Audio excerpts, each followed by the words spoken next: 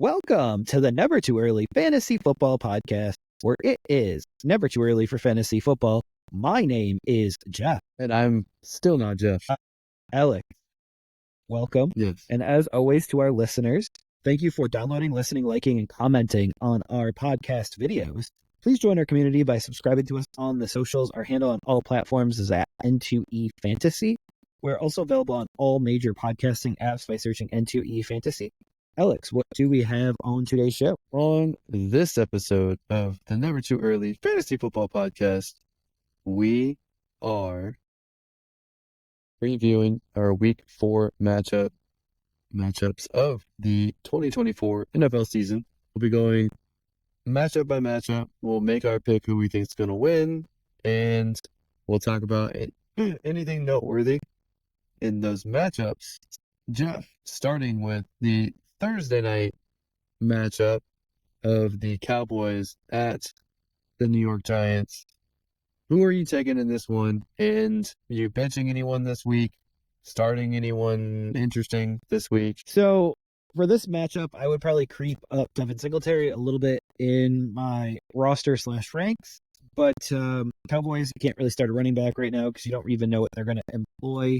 But in this matchup, I can't imagine the Cowboys losing to the Giants and going 1-3 as a result of that. I think they'll spank the Giants in this one. And Alex, give me the Cowboys. I'm also taking the Cowboys. I don't know that it will be a big victory. I think, surprisingly, the Giants will play it pretty close. I think Neighbors will keep the Giants competitive as well as Singletary, like you said. I'm wondering if Tolbert is usable yet, or Tolbert is only if the Cowboys are playing from behind. What do you think? I think if you needed a flex this week, you could throw in Tolbert, but he'd be down a little ways for me. I'm wondering if any Giants tight end will actually show up this week. I know Theo Johnson dropped a touchdown pass right in his hands. Yeah, the only Giants tight end that's usable is the one that retired in June. I don't know that a retired guy is usable, and his music is not listenable, so there's that. All right. Well, let's move on to the Bengals at the Carolina Panthers.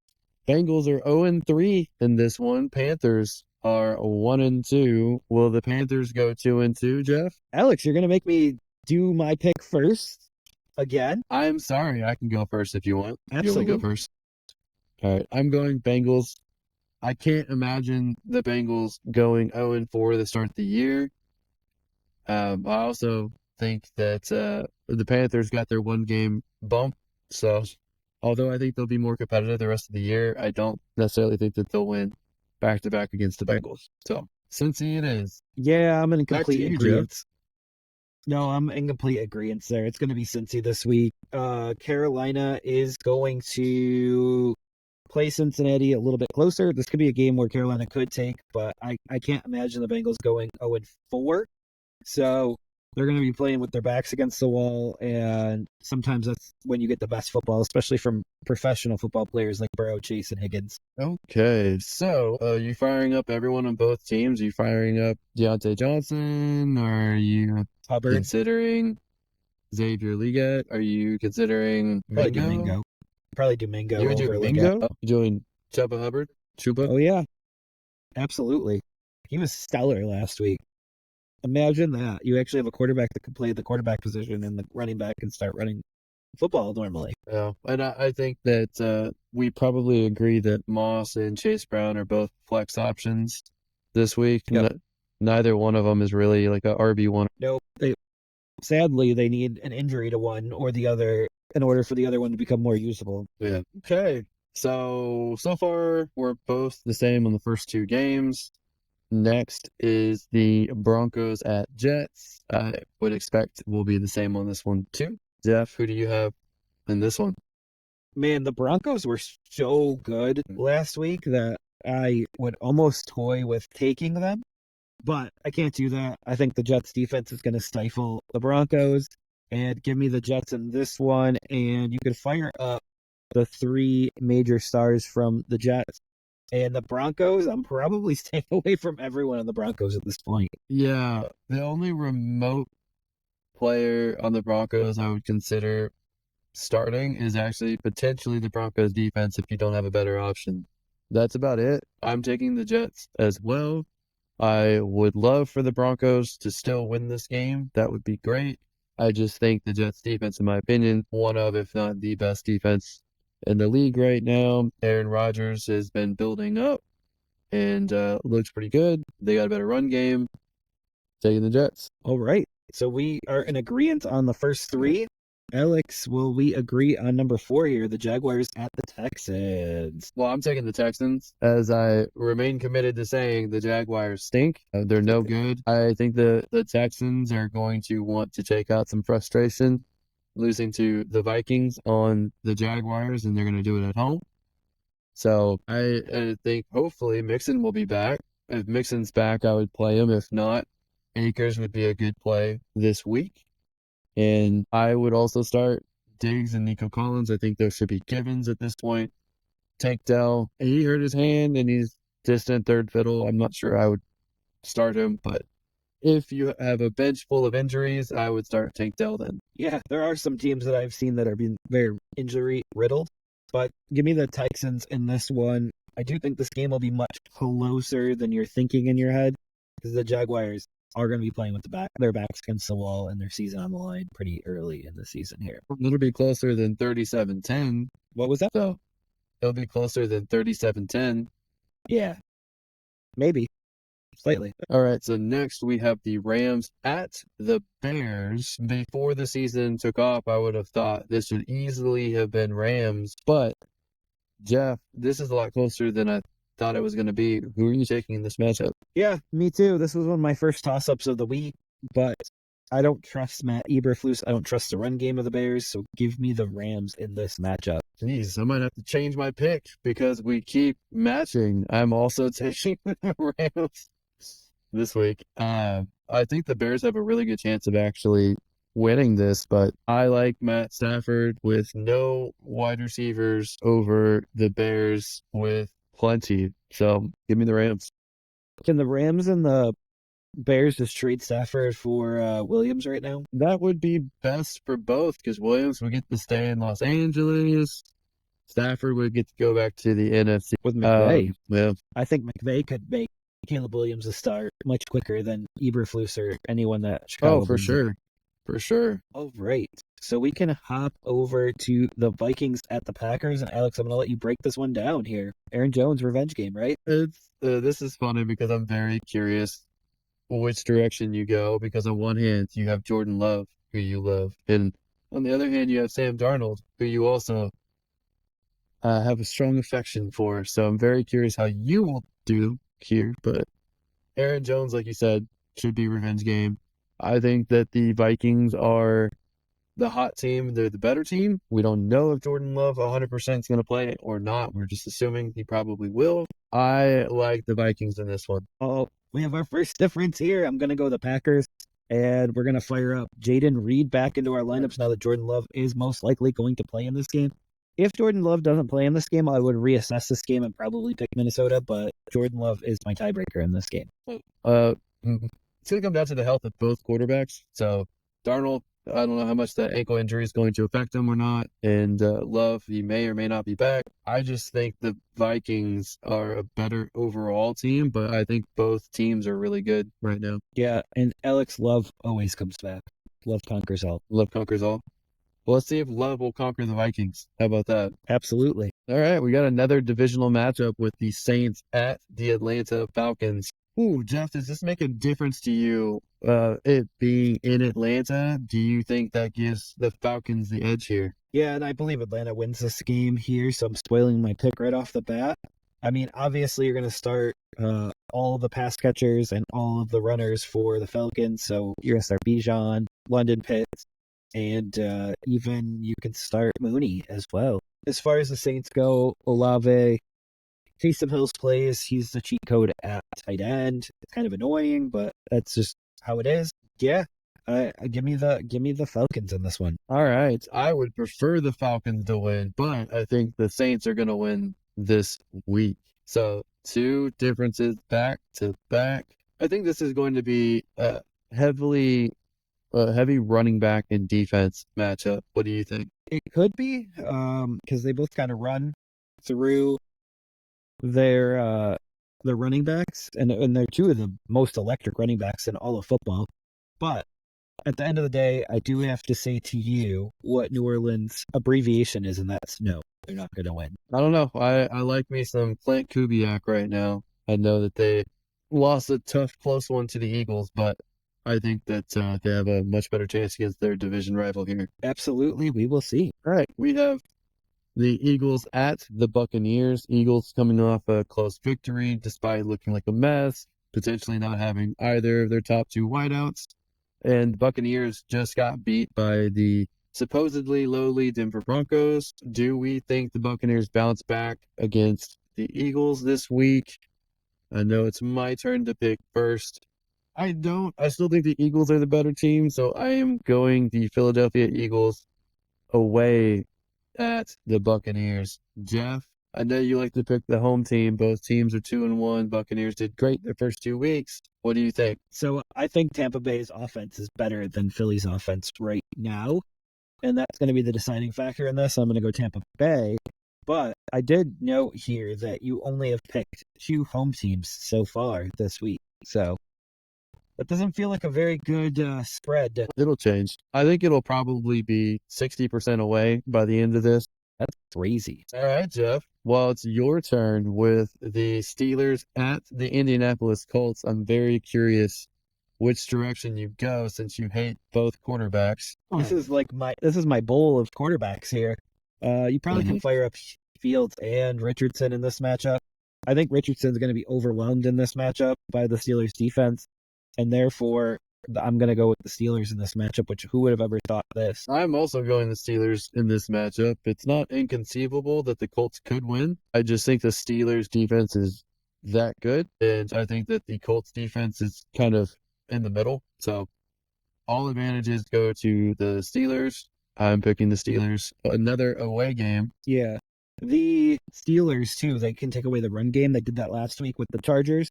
So if they take away Anthony Richardson's run game, this is going to make his day just so much harder. So still starting Jonathan Taylor, though, but don't expect his big yards per carry today. All right. Moving on to the Patriots at the 49ers. I'm just going to take it as a given that I'm going 49ers in this one. They need a victory. They're going to force it to happen against the Patriots, and I think that Brissett will have another poor game, which may lead to a quarterback change. I'm going 49. The defense, you start all the offensive players, even though they're going against a good defense. Not sure I want to start anyone on the Patriots. You probably have to play Ramondre Stevenson as a flex if you don't have a better option, but that's about it. Hunter Henry, maybe? Exactly. So we need the 49ers to win this game because we need Drake May quicker to make them a more watchable team. But we do have to watch Brock Purdy injury report this week. He popped up on it early this week with a back injury. So just something to keep an eye out for. He's sick of putting the 49ers on his back. So that's why he has a back injury now. But we'll see who his weapons are. That'll be some interesting piece of it. I expect Debo to miss this week. Kittle, who knows? Ayuk still working his way back from the doghouse. But I say that tongue-in-cheek because obviously he got paid and he's not really in the doghouse. And then Juwan Jennings is the number 1, and I don't know how long he can be a number 1 wide receiver for, but yeah, they're on slim pickings right now. But I still think it's more than the Patriots have. All right. Commanders at Cardinals. Jeff, who are you taking? I think this has a chance to be one of the games of the week quietly because I think this could be a high-scoring affair. So this is one of the games that I would consider clicking the over on because I just could see the Cardinals and the Commanders score at will. So I think it's going to be whoever gets the ball last in this game that's going to win. It's going to be a very close matchup. And I believe that the Cardinals will end up squeaking it out at the end at home. So I am also taking the Cardinals on this one. I don't buy the Commanders as a legitimate winning team.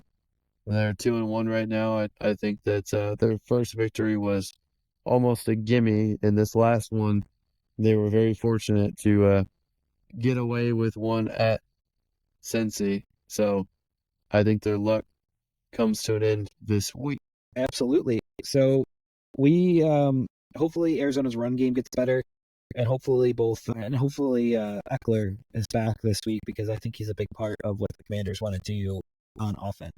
But moving on to two of your teams that you have earmarked to potentially have quarterback replacements, the Browns at the Raiders. Alex, I'm going to let you get kicked off with this one. You're kind of probably secretly rooting for the Browns because this could mean a Aiden O'Connell appearance, but you also do not like Deshaun Watson, do not want to root for the Browns. So this is an interesting one for you. If I could pick both of them to lose, I probably would. I'm going to go.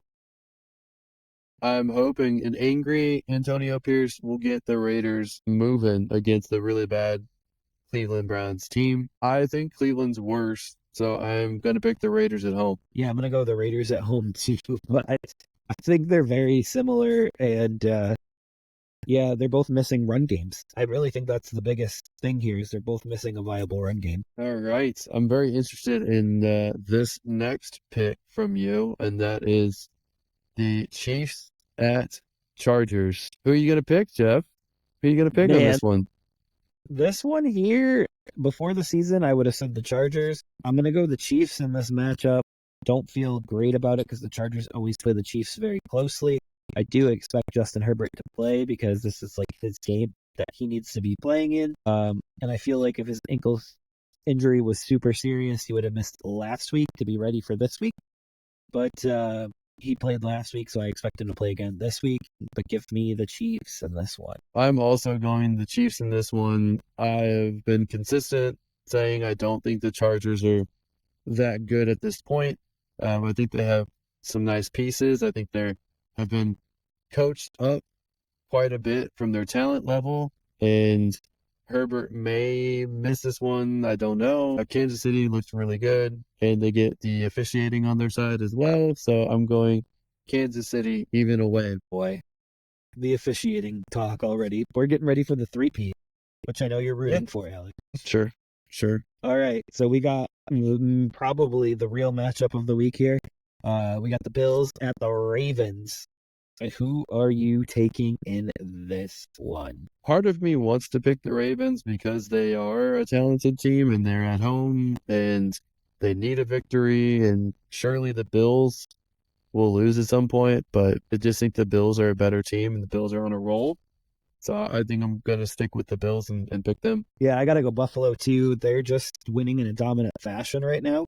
I'm not saying that they could lose, but this momentum doesn't happen very often, and when it does, it's very special. So hopefully they can keep it up because this is a team that could really go toe to toe with the Chiefs in the playoffs. All right, Jeff. Titans at Dolphins. I know this is a matchup that you're going to be closely watching Monday. Well, I'm glad there's two Monday night games. Yeah. So with the first Monday night game, I'm going to go on a limb here, and I'm going to say that Huntley does start this game for the Dolphins, and the Dolphins win this game because Huntley starts. I have, to me, the Dolphins have more star power, but the quarterback play is what's going to prevent them from getting a lot of wins this year, minus Tua. It's entirely possible that they could win. To me, this is kind of a 50-50 pick, but I'm going to go the Tennessee Titans that are frustrated and really need to get that first win. It's really hard for teams in this era to go winless. They have to get a win somewhere. This might be it. No, you're right about that. What are the odds that the that Will Levis stays in Miami and is traded to Miami if he makes a boneheaded move during this upcoming game? 0%. I think it's more likely Miami acquires Bryce Young than Will Levis. Tennessee goes up to Will Levis and says, we don't like your gameplay tonight. We're just going to leave you here in Miami. We traded you here, so bye. It's not baseball. You don't say, hey, by the way, you've been traded to the opponent. You're not dressing up today. It's not how that works. We'll see. We will see. The trade deadline's coming up pretty quickly. It's going to be here in 5 weeks, so circle that date on your calendar. All right, we're on to the last game, also Monday night. I love this doubleheader Monday night action because there's just something about having a second game when the first game is not that great. And this one, on paper, shows to be a pretty great matchup between the Seahawks, the 3-0 Seahawks, versus the 2-1 Lions. Alex, who are you taking in this matchup? These are your two babies. Which kid do you like more? I like Leo the Lion a little bit more. I think despite all the injuries and everything going on with the Lions, I still think that they're the better roster. So I would take the Lions at home. I hope they fix some of their issues. And I think Seattle is good, but I don't think they're as good as their record indicates yet. Yeah, I think Seattle's a playoff team, but I also think Detroit is a borderline playoff team, so give me Detroit in this matchup as well. And it appears that we have 1, 2, 3, 4 differences, which means that we're going to split it. So I was hoping for an odd number, but we didn't get that. I was hoping to feel a little bit better about the Colts, and maybe I would have picked the Colts over the Steelers, but no, not at all. I like that you've turned around on them. I only have 6 home teams. I know. And here we are entering week 4, and congratulations, the Houston Texans already clinched the playoffs. Because no one in that division wants to stand up. Yeah, could you imagine? Like, if Houston beats the Jaguars this week, which we both predict they will, and the Colts lose, and the Titans lose, I mean, that is almost a clinch already. Exactly. I don't see anyone coming back on that. Okay, well, I'm sure we're both going to be 80% right, at least, for sure. I'm going undefeated this week, homie. Okay, sure. The first one of us that pulls that off is going to just rub it down the other person's. Just rub No, the it's not going to just be a one. It's not going to be a 1 week rub in either. It's going to be I know. weeks, month. Jeff's going to change his name to Mr. Perfect if he ever did that. That I is know. gimmick infringement on the wrestler, Mr. Perfect. See, most people don't know that there's a wrestler named Mr. Perfect. Well, he passed away already, so maybe he's already given up that gimmick. Oh. All right. Well, that does it for another episode of the Never Too Early Fantasy Football Podcast.